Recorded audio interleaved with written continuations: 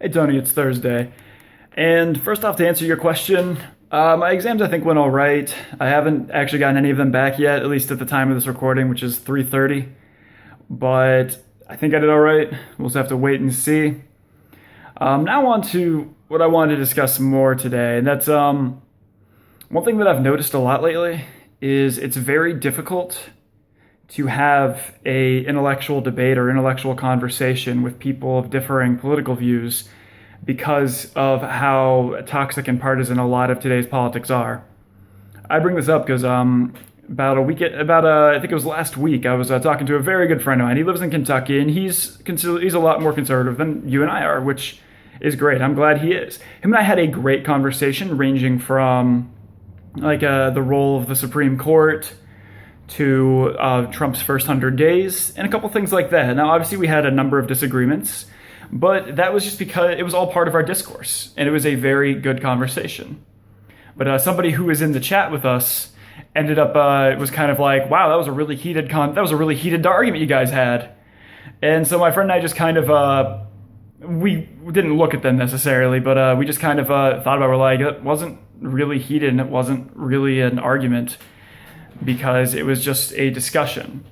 And that really, really struck me. Today's political discourse it's all sorts of identity politics, in which, when I say by that, that's like, I will say something that you disagree with, and you immediately assume that it's attacking yourself, that the attack is to you and not your ideas.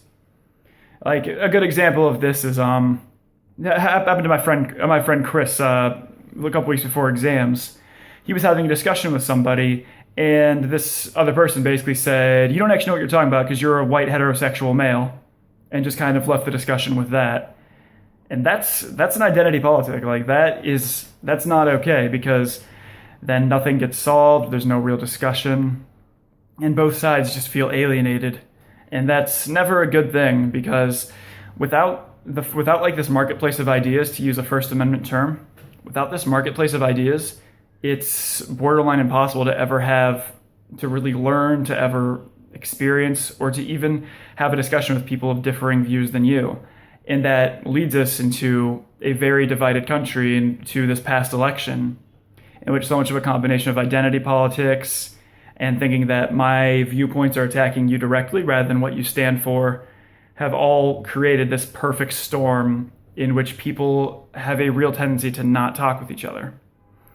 And if they do talk, it becomes heated. The sides don't change. Because as far as it goes, no matter what in an argument, especially when you drop to that level, it does nothing but make your viewpoints stronger. Like, it brings that metaphorical line in the sand in which you're not passing this line. And that doesn't solve anything. Nothing is learned. Nothing is gained by that at all.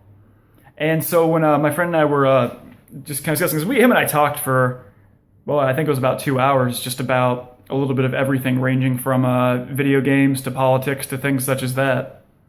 And we both left it we had a wonderful time. We hadn't talked to each other for a little while because I'd been really busy with exams, as he had too. And it was really nice to just chat.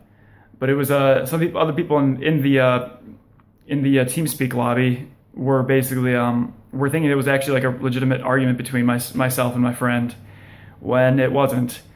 And that's a problem with today. As far as it goes, like, everybody has different ideas. My ideas aren't the same as yours. Now, they're very similar to the way we were raised by mom and dad, but my ideas are not the same as yours. My ideas are not the same as dad's, or mom's for that matter either. And my ideas and Taylor's are very different in a lot of areas as well.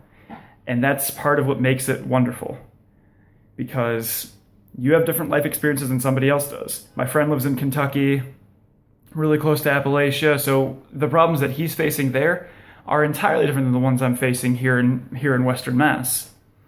But if we would have devolved into the point of attacking each other personally, first off, we probably wouldn't be as good of friends, and second off, we wouldn't have learned anything, and it does nothing but divide you.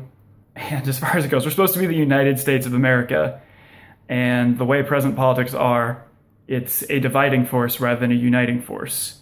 And that's why every single move is looked at with partisanship. and that solves nothing. It also really negatively impacts the way the government can do their number one job, and that is take care of us.